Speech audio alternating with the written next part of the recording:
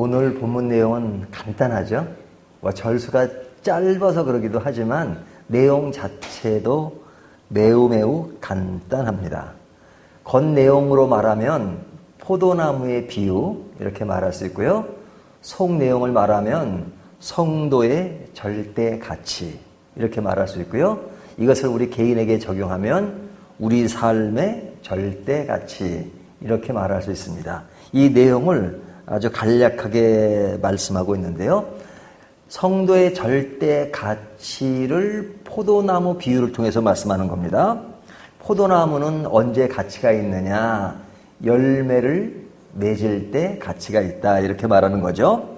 만약에 포도나무가 열매를 맺지 못하면 그것은 별로 쓸데가 없다라는 말씀입니다. 일반 나무 같으면 이 가구를 제작할 때 또 가구를 만들 때 쓸 수 있는 그런 조건을 가지고 있지만 포도나무는 열매를 맺지 않으면 다른 곳에 쓸 수 있는 것이 별로 없다 그래요. 몰라요. 요즘은 또 다른 것이 많이 발전해서 어떨지 모르지만 사실 포도나무는 이렇게 지금까지는 별로 쓸모가 없다고 합니다. 그러면 쓸모 없으면 어디에 써야 돼요? 땔감으로 써야죠. 땔감. 그러니까 포도나무는 열매를 맺으면 그것은 굉장히 아름다운 것이죠. 이스라엘 사람들에게 포도나무의 가치는 굉장히 중요합니다. 그래서 포도나무 얘기를 참 많이 하는데 포도나무가 열매를 맺지 않으면 그냥 땔감으로 쓸 수밖에 없는 거죠. 근데 이제 오늘 본문에 보면 그 이스라엘이 처한 상황이 지금 땔감 중에 있는 겁니다. 그러니까 포도나무가 열매를 맺지 못하면 가치가 없는데 지금 현재 땔감으로 쓰고 있으면 그의 가치는 완전히 끝났다라고 볼 수밖에 없는 거죠. 그러니까 지금 이스라엘의 처한 환경이 굉장히 안 좋은 그리고 쓸모없는 그의 존재 가치를 잃어버린 그런 모습을 지녔다 하는 것이 오늘 본문 전체의 내용입니다. 그렇다면 우리의 존재 가치는 뭐냐? 그것은 너무 뻔한 거죠. 하나님과 나와의 관계, 하나님께 순종하는 것, 하나님을 믿고 따라가는 것, 이것이 성도에게 부여된 최고의 가치고 절대 가치죠. 성도에게 순종이 없다면 그것은 끝난 겁니다. 그것이 마치 포도나무가 열매를 맺는 것처럼 우리에게 늘 순종하는 삶이 가장 중요한 것이죠. 그러니까 이 말씀은 우리의 삶이 어디에 집중해서 살아야 하는가, 어디에 목표를 두고 살아야 되느냐 하는 거죠. 그 목표가 상실되고 다른 가지로 여러 가지가 있다 할지라도 그 핵심, 본질, 절대 가치 이것이 없으면 의미가 없단 말이에요. 포도나무가 열매가 없으면 아무것도 아닌 것처럼 우리에게 그런 열매가 없다면 아무것도 아니다 하는 것이 오늘 본문 전체의 내용이에요. 뭐 더 설명할 것도 없는 것 같습니다. 그래서 오늘 말씀을 오늘날 우리 시대 우리들의 이야기로 한번 비유를 한번 들어보면 좋을 것 같습니다. 뭐 제가 이미 말씀드렸기 때문에 알고 있는 내용이긴 한데요.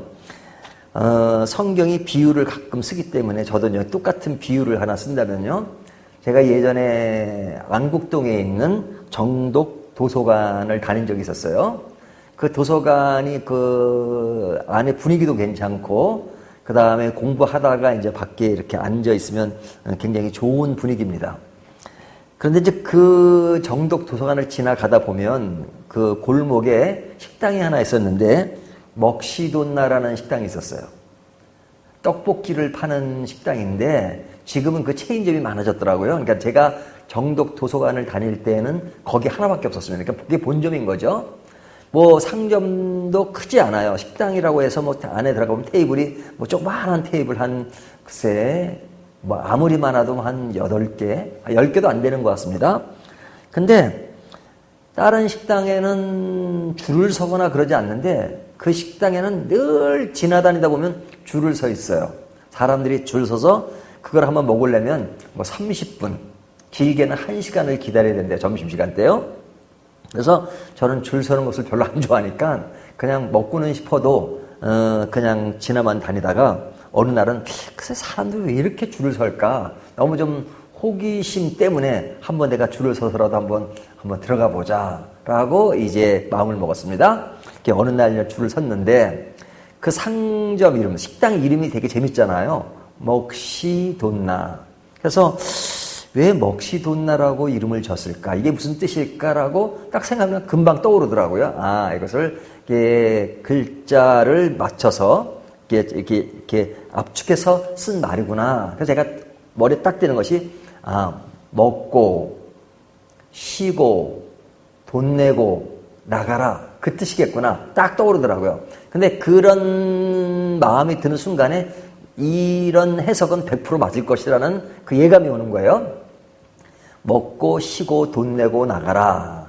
그래서 이제 들어갔습니다. 이제 한참 기다려서 가서 제 차례가 왔어요. 그래서 주인이 있더라고요. 그 안에 있는 종업원 한 사람의 주인 한 사람이 열심히 일을 하더라고요.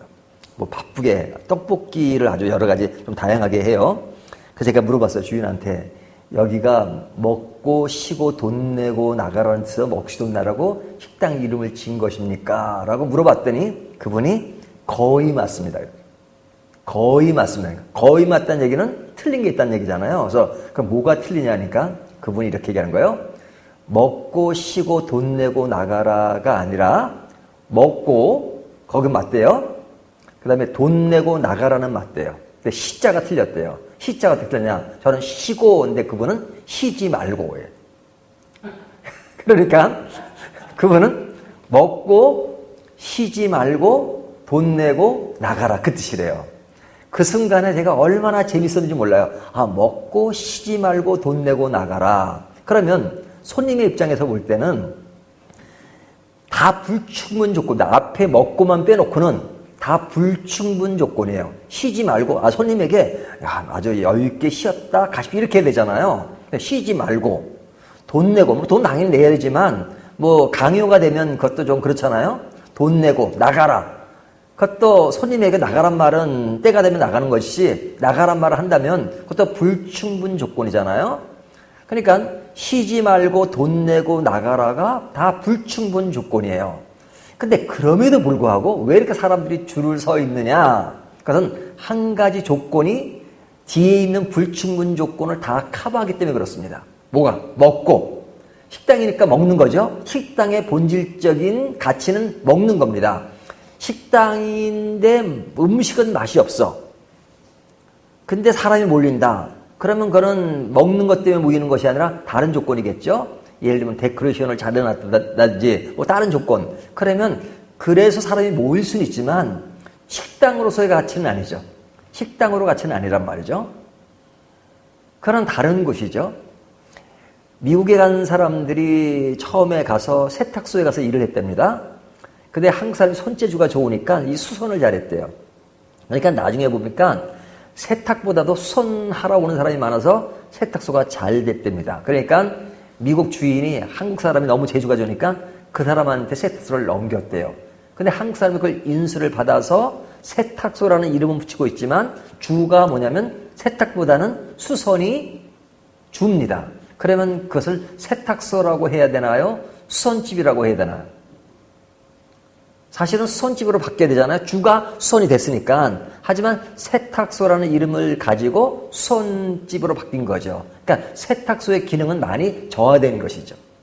그러니까 이 먹시돈나를 보면 이 먹고라는 것은 그 식당은 아주 먹는 데 생명을 걸었다고 해도 과언이 아니죠. 쉬지 말고 돈 내고 나가라는 것은 좀 손님을 무시하는 것 같은 느낌이지만 그것에 강조점이 있는 것이 아니라 우리는 먹는데 책임을 지고 아주 열정적으로 최선을 다하겠다. 그러니까 다른 불충분 조건이 있다 하더라도 이 충분 조건이 뒤에 있는 것을 다 커버할 수 있다라는 것을 이야기하는 거잖아요. 자, 그렇다면 이 이야기는 포도나무의 비유와 다를 것이 없습니다.